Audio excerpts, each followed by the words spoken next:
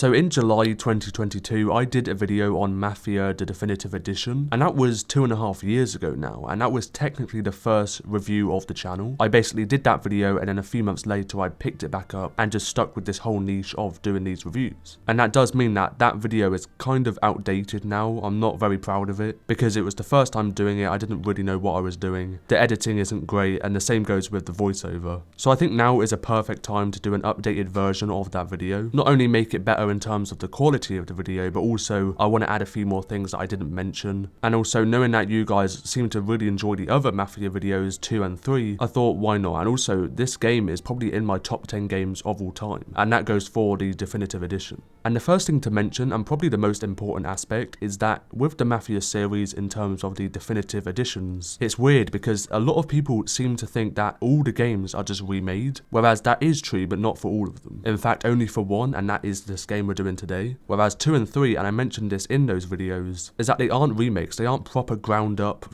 from the start remakes. They're more just remasters. So they updated what was already there and they just built upon that. Whereas the first one, and that started the entire Definitive series, was Mafia, and that is from the ground remake where they built everything up from scratch and basically made a whole entire new game. So it's a bit misleading calling it a Definitive Edition for every single one of them, whereas not all of them follow the same technique of them actually upgrading the game. And it also means that because they only built on what was already there, with Mafia 2 and 3, they don't really look, insanely different. Like, they definitely are, upgraded, but they could have done a lot more. And when you compare it to the first one, because obviously you aren't really meant to compare them because they're not the same remake, the first game just diminishes the entire whole series because the first one is just so much better in terms of the actual quality of the game. So who knows, maybe in the future they'll do a actual remake of the other games, but also I feel like the first one, it was sort of needed, and even 2 maybe, but 3, that was 2016, so I get that one, there wasn't really a need in doing it. But I think that's enough of talking about the entire series, and let's actually jump into Mafia, the Definitive Edition. As you might know, all the games in this series follow the same universe. It's all set in that universe, but they follow different stories and characters. And in this one, we followed Tommy Angelo, who is an amazing character, probably one of my favourite characters ever in video games. And he basically tells the story when talking in this coffee shop, and he just voiceovers the entire game. But he goes through his whole life of starting out as a cab driver, and that's where you start the game, just normal as a taxi driver, and then of course you go into the life of crime and become basically a mafia boss. Of course, there's a lot more to it, and it does go into a lot of detail, but then again, you also will,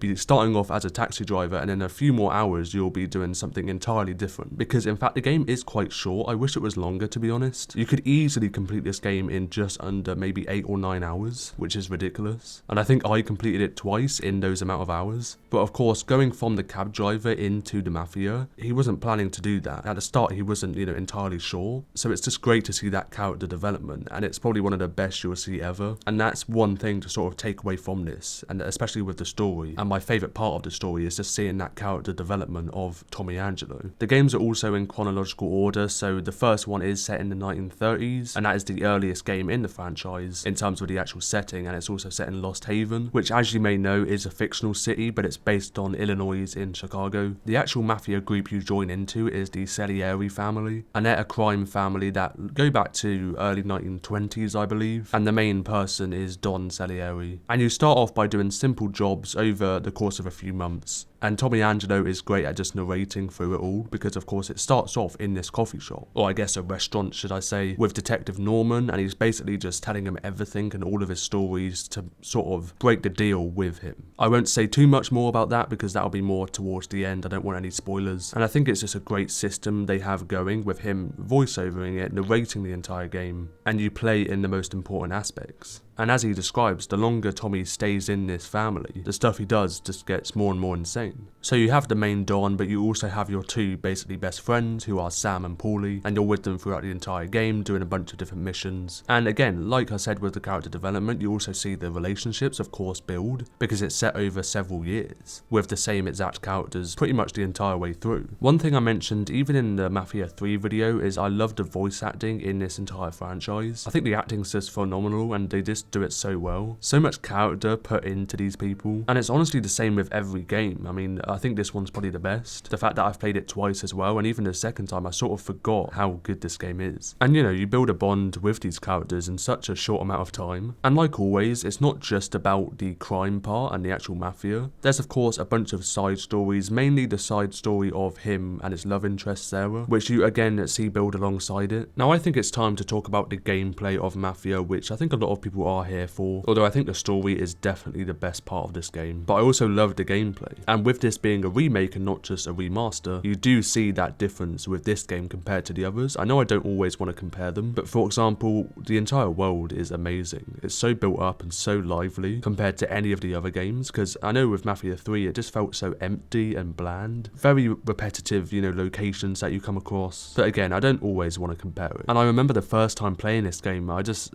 couldn't believe how well it just captures this atmosphere. And I know it sounds cliche, but you just feel like you're in this world. So much attention to detail in the NPCs walking around, and also the interiors and exteriors. The tiny little prop sets and prop designs that you can easily miss. And one thing that is definitely a big part of the game is the driving and the whole driving system and its mechanics. And if you click skip drive, which basically just skips the least important parts of the driving system, because you are going to do an awful lot of it in this game, so that is just a pre-warning. But like I said, if you don't like it that much, you can click that skip drive option. I kept it on because, as I said, you can easily miss so much stuff, and you don't really get to see as much of the world as you would if you had that skip drive on. And I think that's just such a big part of the game that you don't want to miss it. But of course, it really is personal preference. I just think even if you aren't great at driving, it's still a great part of the game. And that brings me on to the actual mechanics of the driving, because it's so unique. It's very temperamental in the fact that it's so realistic. It really does depend on what car you are driving. There's so much difference in the weight of the cars, and you feel that weight as you drive it. It doesn't feel, you know, arcade-like where, you know, you turn it slightly and you just do a full 180, because it's that, you know, weightless of the car. They really put a lot of effort into making it, you know, so realistic.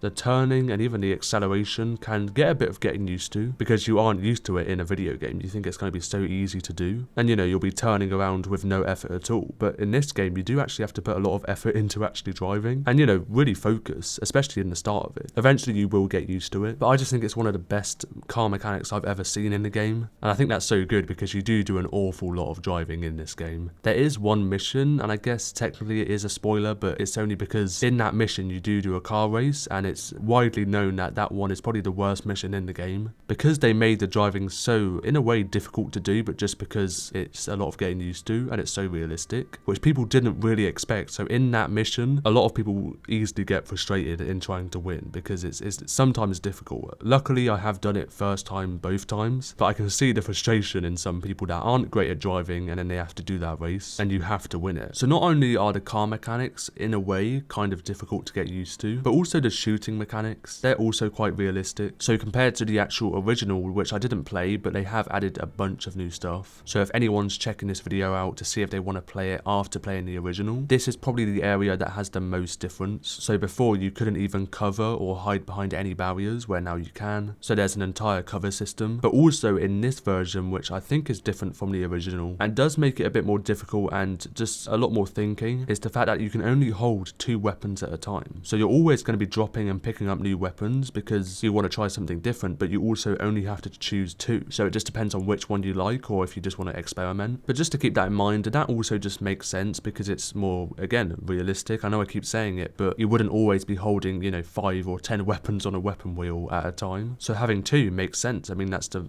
max amount you can pretty much hold in real life. Now, there is a bunch of different difficulty options, so the general difficulty levels of easy, normal, and hard. Even on easy, with the aiming part of the guns, and that's with aim assist that you can turn on and off as well, it's still a slight challenge to really, you know, be accurate when shooting. That's mainly because of the flinch resistance and the recoil of all the guns. It's just very temperamental, but that just provides more of a challenge. I think that's the best part. So all the time, you really do have to put a bit of effort in and really think about what you're doing. Like in the car system, you can't just hold down acceleration and just hope for the best. And again, with the weapon system, you can't just shoot anywhere and hope for the best. Compared to a lot of games which are a bit more forgiving forgiving in that aspect, and I think that's what makes it so good, because it's so unique and you don't really expect it. It's also quite smooth in terms of the movement of the game, with your character running, and it's very flexible in the turning of your character, which is great in a cover system, so when you're fighting and moving about, that's basically what you want. Just another reason that makes you so immersed into the game. And that goes along with the actual world, which I have mentioned, but also the sound effects. That's a big part of this. So of course you're always driving, so you always hear that car sound effect of the swerving on the roads and the screeches, the noise of the, bustling city and people working, police cars, and also the radio is such a big part, because of course, again, you're going to do a lot of driving, so having that radio on really does immerse you, and just listening out for stuff that you would easily miss. People talking about the weather whilst it's raining outside, and playing different music from that era. It's those little things that make it so good, and just the world they built in this game is amazing, and it is still one of my favourites to this day, and I am glad I've replayed it. And I think that's where I end my review of Mafia the Definitive Edition in 2025. I definitely recommend this game for pretty much anyone. Of course, as I mentioned, some parts are a bit more realistic and a bit of a challenge that people may not expect, but I think the majority of people do want that, and I wouldn't say that's anything that people wouldn't like. But who knows, hopefully you've gained a understanding of this game, and if you want to play it from this video. If you did enjoy it, then let me know by tapping that like button down below. And if you enjoy single player and also multiplayer games as well, then I have a bunch of playlists on the channel, so you can subscribe to the channel if you'd like to. And if you want to support me any further by becoming a member of the channel at either level 1 or 2 to gain access to various perks, then tap the join button. Thank you all for the support and watching until the very end. And that was Mafia the Definitive Edition, and bye bye.